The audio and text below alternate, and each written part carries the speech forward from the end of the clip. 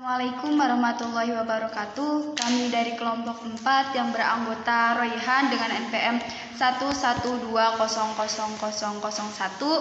Fuad Hasanah dan NPM 112000017, Zidni Ghifari dengan NPM 112000021,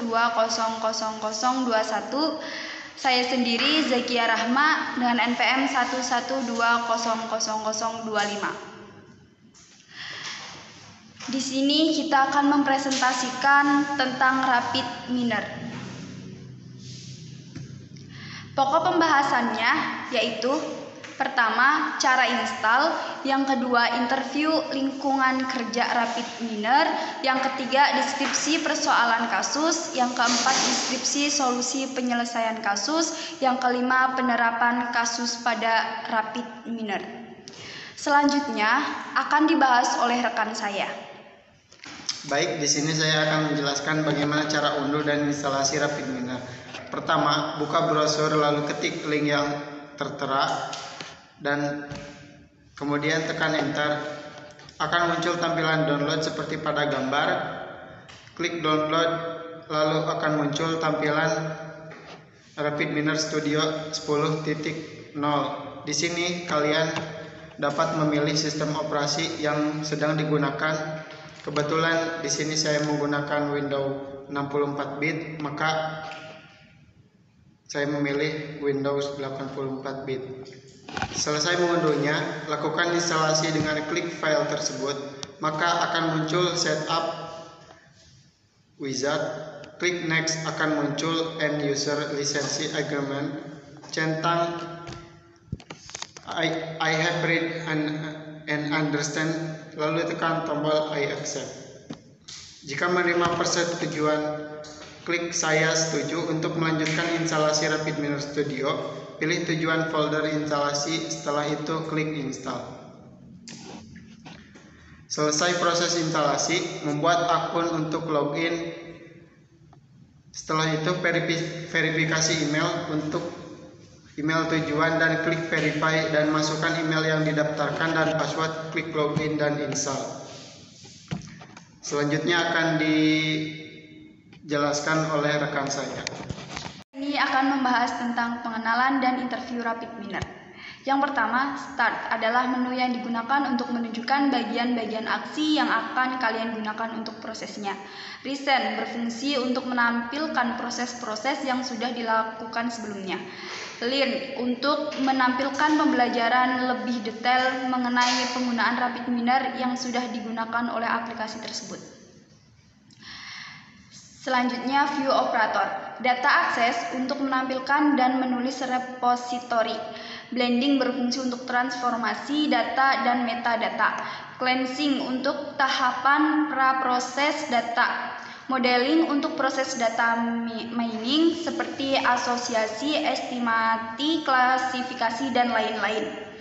Scoring untuk pengambilan model dari modeling. Validation untuk mengatur kualitas dan performance dari model atau modeling.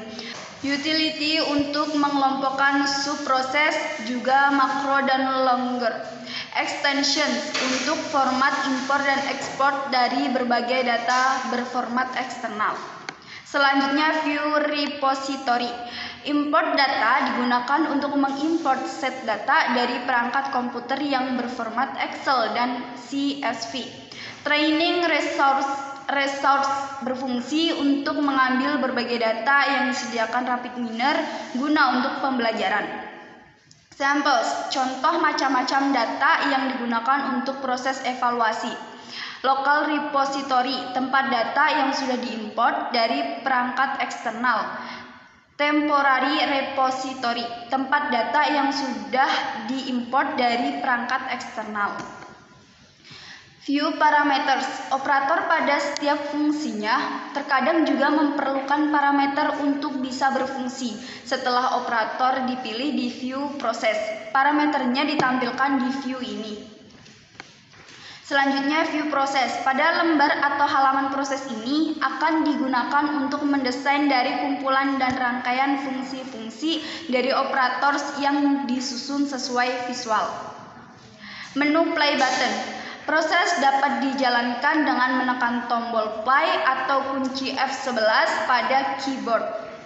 Selanjutnya view help dan view operator. View help menampilkan deskripsi dari operator. View comment menampilkan komentar yang dapat diedit terhadap operator. Dan selanjutnya akan dijelaskan oleh rekan saya. Selanjutnya yaitu saya akan membahas tentang kasus persoalan. Kasus yang diambil adalah gejala dari penyakit diabetes. Setiap orang mempunyai gejala yang berbeda. Setiap gejala yang dialami mempunyai pengaruh terhadap penyakit diabetes tersebut. Untuk mengklarifikasi gejala diabetes secara cepat dan akurat, tentu diperlukan data-data yang valid dengan metode yang handal agar kesalahan dalam proses klarifikasi diminimalisir. Lalu, data tersebut diproses agar bisa diterjemahkan menjadi diagnosis. Di sini kita menggunakan data tersebut untuk memprediksi apakah orang tersebut mengidap penyakit diabetes atau tidak. Selanjutnya yaitu deskripsi solusi penyelesaian kasus. Solusi kasus untuk mengetahui seseorang memiliki penyakit diabetes yaitu menggunakan rapid minor. Ada beberapa tahapan yang harus dilakukan agar hasil diagnosis dapat diketahui. Dari gejala-gejala yang diderita terdapat dua hasil, yaitu positif dan negatif. Oke, selanjutnya yaitu penerapan kasus pada rapid minor. Prediksi kasus diabetes ini dilakukan secara menggunakan algoritma decision tree pada tool rapid minor. Decision tree adalah alat pendukung dengan struktur seperti pohon yang memodelkan kemungkinan hasil, biaya, sumber daya, utilitas, dan kemungkinan konsekuensi. Pada tahapan awal yaitu akan dilakukan pembentukan model dari dataset yang telah disiapkan, kemudian dikoneksikan dengan operator replace missing value, lalu hubungkan dengan operator algoritma dipilih yaitu delicious tree. Delicious. Pada tahapan awal yaitu akan dilakukan pembentukan model dari dataset yang telah disiapkan, kemudian dikoneksikan dengan operator replace missing value, lalu hubungkan dengan operator algoritma yang dipilih yaitu decision tree. Oke, selanjutnya akan dijelaskan oleh rekan saya. Langsung saja kita demokan aplikasi dengan kasus diabetes pada rapid minor. Di sini saya akan mengambil data mining di diabetes di Tasikmalaya.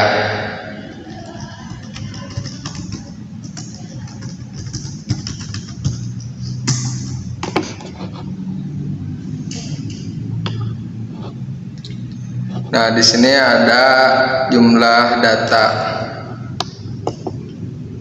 diabetes di Tasikmalaya, Cihideung, Cipadas, Tawang, Indihiyang, dan lain-lain, dan download via Excel. Setelah download, langsung masuk ke aplikasi. Setelah itu, di menu repository, import data, My Computer, masuk ke download, langsung klik Dinkes jumlah penderita diabetes meletus tahun 2020. Setelah itu next. Nah, di sini akan pemberian label pada puskesmas. Cengrol, langsung beri label, klik OK, langsung next. Nah, disimpan di local repository, klik finish. Nah, setelah datanya keluar, langsung kita desain drag and drop dinkes jumlah penderita diabetes. Nah, akan seperti ini. Setelah itu di menu operator cari relapse missing values, drag and drop. Nah,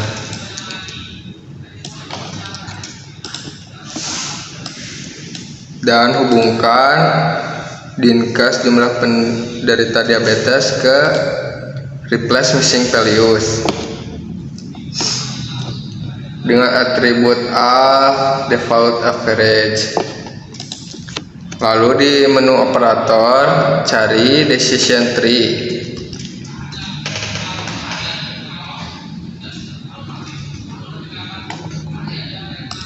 Drag and drop. Lalu replace missing values, sambungkan ke decision tree. Di decision tree parameternya information gain. Langsung sambungkan ke rest. Setelah itu run.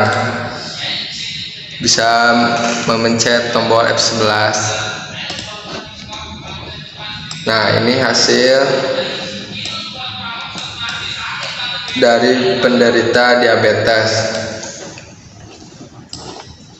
Taman Sari, Cihedeung, Cilembang, Kauripan, Kawalu, Tawang, Cipadas, dan Bungur Sari.